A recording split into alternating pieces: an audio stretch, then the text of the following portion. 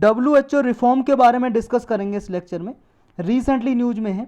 क्योंकि कोविड-19 की second global conference हुई, मीटिंग हुई, उसमें हमारे जो प्राइम मिनिस्टर हैं नरेंद्र मोदी जी, उन्होंने यहाँ पे कहा कि WHO में रिफॉर्म करने की ज़रूरत है। WHO के बारे में आप जानते हो, World Health Organization United Nation की स्पेशलाइज एजेंसी है जो 1948 में बनाई गई थी और इसका जो हेडक्वार्टर है जनेवा में है जो स्विट्जरलैंड में है। पूरे वर्ल्ड वाइड हेल्थ इंश्योर करने के लिए ये काम करती है, चाहे पुअर कंट्री हो या अमीर कंट्री हो या फिर डेवलपिंग कंट्रीज़ या पुअर आदमी हो, तो सबको ये इक्वली हेल्थ इंश्योर करने का काम करती है, रिसर्च वगैरह करती रहती है कहीं कहीं पे। तो इंडिया की कॉल ये है कि WHO में रिफॉर्म किया जाए, स्पेशली कब, क्योंकि कोविड-19 का जो इनिशियल फेस आया था उसमें WHO के कुछ आरोप लगे थे WHO पे। ऐसे आरोप लगे थे कि इसने चाइना का फेवर किया, अगर इस जल्दी से इसने कोविड-19 के बारे में पूरे वर्ल्ड को बता दिया होता तो इसको अच्छे से और हैंडल किया जा सकता था कोविड-19 को। तो इस तरह से WHO में रिफॉर्म किए जाने चाहिए। तो रिफॉर्म कौन कौन से किए जाने चाहिए और अभी ज़रूरत क्यों है? पहली ज़रूरत तो इसलिए है कि कोविड-19 जो डिसीज़ है वही जो हमने ऊपर डिस्कस किया कि जो कोरोना वायरस की जो डिसीज़ है कोविड-19, इसका ग्रोथ और स्कोप, ये अगर international public health collaboration increase देखने को मिलता, रिक्वेस्ट करता WHO स्टार्टिंग में अगर बता देता, तो इसके लिए पहला तो रीजनल और ग्लोबल लेवल पे, दोनों लेवल पे ये कोलैबोरेशन होनी चाहिए इसकी। तो इसलिए WHO को रिफॉर्म करने की ज़रूरत है ताकि वो रीजनल और ग्लोबल लेवल पे कोलैबोरेशन करा सके, यानी कि एक दूसरी कंट्री का कोऑपरेशन करा सके, ताकि ऐसी अगर फ्यूचर में ऐसी डिसीज आए, कोई ऐसी पेंडेमिक आए, तो उसे आसानी से हैंडल किया जा सके। और देखो WHO में क्या है, पावरफुल कंट्री है ना, उनका इन्फ्लुएंस देखने को मिलता है, यानी कि जो पावरफुल कंट्री जैसे US हो गया, चाइना हुआ, ये डिसीजन मेकिंग में इन्फ्लुएंस करते हैं, प्रभावित करते हैं WHO को। कैसे प्रभावित करते हैं? क्योंकि भाई साहब ये सबसे ज़्यादा फंडिंग देते हैं, पैसा देते हैं WHO को चलाने के लिए, क्योंकि जो इसमें फंडिंग आती है वो केवल 1/4 WHO के जो मेंबर हैं, UN के जो मेंबर हैं, यूनाइटेड नेशन के मेंबर स्टेट्स हैं, वो 1/4 जो कंट्रीब्यूशन देते हैं सिर्फ, यानी कि जितना पैसा WHO को चलाने के लिए चाहिए पूरी साल में 1/4 ही देते हैं मेंबर स्टेट। बाकी का कहाँ से आती है फंडिंग? बाकी का आता है वॉलेंटरी फंडिंग, यानी कि देश अपनी मर्जी से देते हैं, वॉलेंटरी देते हैं। अब उनमें सबसे ज़्यादा देते हैं ये चाइना, US। अब चाइना फंडिंग सबसे ज़्यादा देता है तो भाई साहब WHO तो चाइना की बात मांगनेगा ही ना। अब चाइना की बात मानेगा, इसीलिए देखो इसने ऐसे आरोप लगाए गए थे स्टेट, बहुत सारे मेंबर स्टेट ने, कि WHO ने चाइना के दबाव में आके इसको पूरे वर्ल्ड को सचेत नहीं किया, बताया नहीं इसके बारे में, कोविड-19 के बारे में इनिशियली, बाद में बताया जब ये बीमारी बहुत फैलने लगी। तो ऐसे आरोप लगते हैं। तो WHO जो है, जो इसका इंस्टीट्यूशनल अरेंजमेंट है, उसको भी देखो ग्लोबल कोऑपरेशन करनी चाहिए पब्लिक हेल्थ के लिए, और डेवलपिंग कंट्रीज़ को रियल टाइम में इसको सपोर्ट करनी चाहिए, यानी कि जो भी डेवलपिंग कंट्रीज हैं, ताकि सही से स्टेप ले सकें ऐसी बीमारी को हैंडल करने के लिए। तो सही समय पे इंफॉर्मेशन अगर देगा WHO, तो इसके लिए रिफॉर्म लाने की ज़रूरत है, ताकि देखो जो WHO है,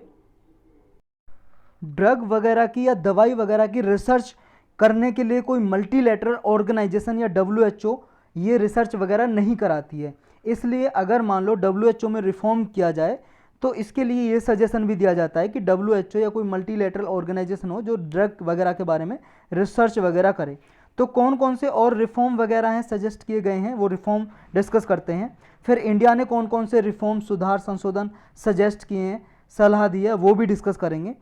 पहला है रिफॉर्म कि जो इसकी एग्जीक्यूटिव बॉडी होती है उसमें इलेक्टेड कंट्रीज़ हैं, जो इलेक्टेड कंट्रीज़ से जो मेंबर आते हैं उसमें परमानेंट रिप्रेजेंटेशन होना चाहिए इसका,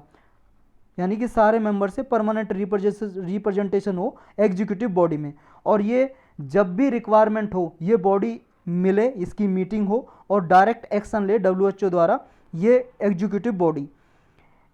बॉडी। देखो इसे जोग्राफिकल रिप्रेजेंटेशन से भी अलग से रिप्रेजेंटेशन और देने की भी ज़रूरत है, कि ऐसा ना हो सिर्फ जोग्राफिकल रिप्रेजेंटेशन दें कि कॉन्टिनेंट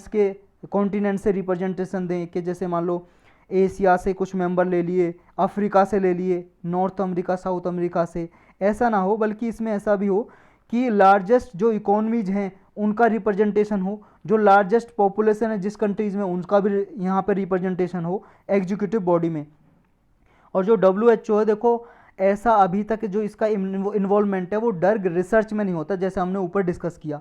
तो ये इसका इन्वॉल्वमेंट भी रहे कि वो ड्रग नई नई ड्रग जो हैं, मेडिसिन वगैरह ड्रग रिसर्च के लिए काम करे डेवलप्ड कंट्रीज़ में, यानी कि कोई आगे ऐसी कोई बीमारी आए उसके लिए ड्रग के लिए रिसर्च करे ये। और जो WHO है और सारी जैसे ऑर्गेनाइजेशन है, जैसे वर्ल्ड ट्रेड ऑर्गेनाइजेशन, इनके साथ मिलके भी एक ऐसा तरीका ढूंढे कि जो डेवलपिंग कंट्रीज़ हैं, क्योंकि ऐसा जब क्रिटिकल टाइम आता है, जैसे मान लो कोविड-19 आया था, कोविड-19 में जो डेवलपिंग या पुअर कंट्रीज़ थी, पुअर कंट्रीज़ में तो भाई साहब वैक्सीन उपलब्ध ही नहीं थी उनके लोगों के लिए, वैक्सीन लगाने के लिए ना तो उनके पास इतना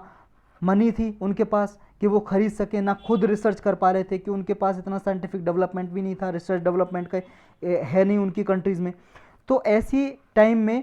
और ऑर्गेनाइजेशन से मिलके, जैसे WTO वर्ल्ड ट्रेड ऑर्गेनाइजेशन के साथ मिलके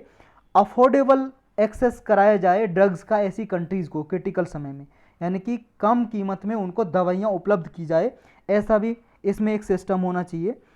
और जो इसकी जो फंडिंग होती है, जो पैसा दिया जाता है WHO में, वो मैंडेटरी करी जाए, मैंडेटरीली इंक्रीज किया जाए मेंबर स्टेट से, कि वॉलेंटरी ना हो ज़्यादा, कि मेंबर स्टेट ज़्यादा से ज़्यादा करें इसमें कंट्रीब्यूशन, ताकि किसी कंट्री का दबाव ना हो, इसमें दबदबा ना हो, इन्फ्लुएंस ना कर सके, जैसे अभी चाइना US इन्फ्लुएंस करते हैं, ऐसा देखा जाता है कि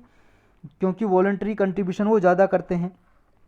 इंडिया ने कौन कौन से 9 पॉइंट सजेस्ट किए कि WHO में कौन कौन से रिफॉर्म किए जाने चाहिए। पहला है कि ऐसा मैकेनिज्म लाना चाहिए, मैकेनिज्म में चेंज किया जाना चाहिए कि वो हेल्थ इमरजेंसीज को अक्रॉस द बॉर्डर मॉनिटर कर सके, यानी कि WHO पूरे वर्ल्ड में हेल्थ को मॉनिटर कर सके, ऐसा मैकेनिज्म तैयार किया जाना चाहिए। और इसे जो UN बॉडी का जो हेड है, यानी कि WHO का जो हेड है, उसको और ज़्यादा पावर दिया जाए, ताकि वो इंटरनेशनल पब्लिक हेल्थ इमरजेंसी को डिक्लेयर कर सके टाइम पे, रियल टाइम पे डिक्लेयर कर सके। नेक्स्ट है जो बॉडी की फंडिंग है और गवर्नेंस, इसमें बदलाव लाए जाएं, सुधार लाया जाए, इसमें इम्प्रूवमेंट किया जाए। और इसकी फंडिंग में ट्रांसपेरेंसी लाई जाए, जो फंडिंग यूज की जाती है, कि इसके पास जो पैसा आया, फंड आया, मनी आई, जो मनी आई उसको ट्रांसपेरेंट मैनर में यूज करे, कि इसका जो मनी है कहाँ पे यूज हो रहा है, ये भी ट्रांसपेरेंट मैनर में होना चाहिए, ओपन मैनर में होना चाहिए। नेक्स्ट है कि जो वर्ल्ड बॉडी है ये WHO, इसका रोल और भी इंक्रीज किया जाए, ताकि जैसे कोविड-19 की वैक्सीन है उसको फेयर, अफोर्डेबल और इक्विटेबल एक्सेस करा सके, यानी कि ऐसी कंट्री जो अफोर्ड नहीं कर सकती, जिनके पास मनी नहीं है, तो उनको वैक्सीन उपलब्ध कराए WHO अपने फंडिंग से, जो इसके पास फंडिंग आती है, इसके पास जो मनी आती है, इक्विटेबल तरीके से बांटे वैक्सीन को। ऐसा ना हो सिर्फ डेवलप्ड कंट्री ही अपने लोगों के लिए लगा पाएँ और पुअर कंट्री है उनके पास वैक्सीन उपलब्ध ही ना हो। नेक्स्ट इसमें रिफॉर्म किया जाए, जो WHO का रेगुलर बजट है इसको भी इंक्रीज किया जाए, ताकि जो ये एक्टिविटी करता है, जो फाइनेंशियल बर्डन डेवलपिंग कंट्रीज में आता है उसको डिक्रीज किया जाए, और इसका जो रेगुलर बजट इंक्रीज करके इसकी कोर एक्टिविटीज़ पे लगाया जाए। नेक्स्ट है, क्योंकि देखो WHO में अभी वॉलंटरी कंट्रीब्यूशन होता है, तो इसको अनमार्क किया जाए, अनईयर मार्क किया जाए, यानी कि इसको कम किया जाए, और WHO की फ्लेक्सिबिलिटी इंक्रीज की जाए। नेक्स्ट है कि WHO क्या है, टेक्निकल फोकस भी मेंटेन करके रखे, ताकि ये डिफरेंट एक्सपर्टीज़ डिफरेंट फील्ड से इनक्रेज करे कि इसमें पार्टिसिपेट करें WHO में, जैसे साइंटिस्ट, पॉलिटिकल साइंटिस्ट या urban designer, lawyers, logistician, information technology specialist, ये पार्टिसिपेट करें, ताकि WHO का जो टेक्निकल फील्ड है उसको और इंक्रीज किया जा सके और उसका दायरा इंक्रीज किया जा सके।